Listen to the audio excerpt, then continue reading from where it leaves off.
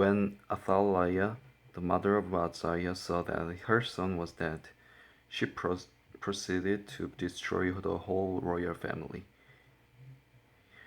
But Jehosheba, the daughter of King Jehoram and sister of Ahaziah, took Joash, son of Ahaziah, and stole him away from among the royal princes who were about to be murdered.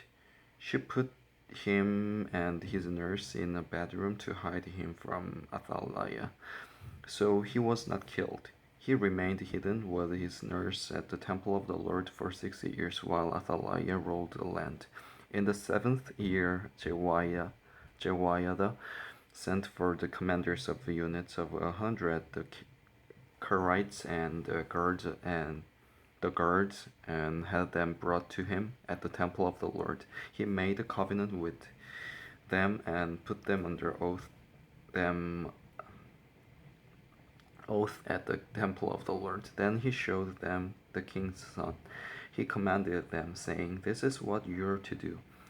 You who are in the three companies that are going on duty on the Sabbath, a third of you guarding the royal palace, a third at the Sur gate, and a third at the gate behind the guard, who turns guarding the temple, and you who are in the other two companies that normally go off Sabbath duty are all to guard the temple for the king.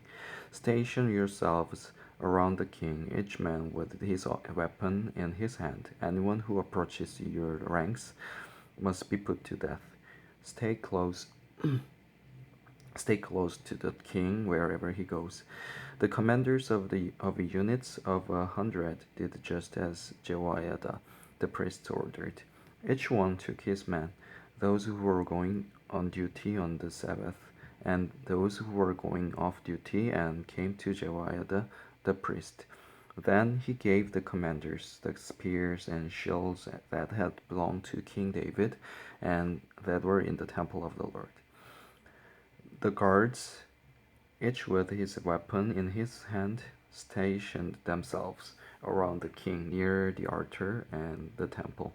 From the south side to the north side of the temple, Jehoiada brought out the king's son and put the crown on him. He presented him with a copy of the covenant and proclaimed him king. They anointed him, and the people clapped their hands and shouted, "Long live the king!" When Athaliah heard the noise made by the guards and the people, she went to the people at the temple of the Lord. She looked, and there was the king standing by the pillar, as the custom was.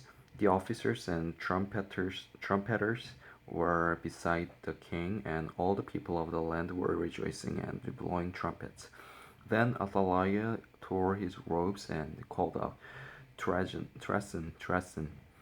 Jehoiada the priest ordered the commanders of units of 100 who were in charge of the troops, "Bring her out between the ranks and put to the sword anyone who follows her." For the priest had said, "She must not be put to death in the temple of the Lord." So they seized her as she reached the place where the horses entered the palace grounds, and there she was put to death. Jehoiada then made a covenant between the Lord and the king and people that they would be the Lord's people. He also made a covenant between the king and the people. All the people of the land went to the temple of Baal and tore it down. They smashed the altars and idols to pieces and killed Mattan, the priest of Baal, in front of the altars. Then Jehoiada the priest posted guards at the temple of the Lord. He took with him the commanders of the hundreds, the Karites, the guards, and all the people of the land.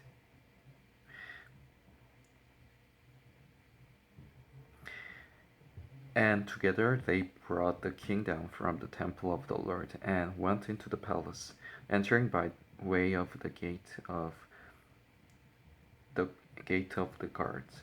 The king then took his place on the royal throne, and all the people of the land rejoiced.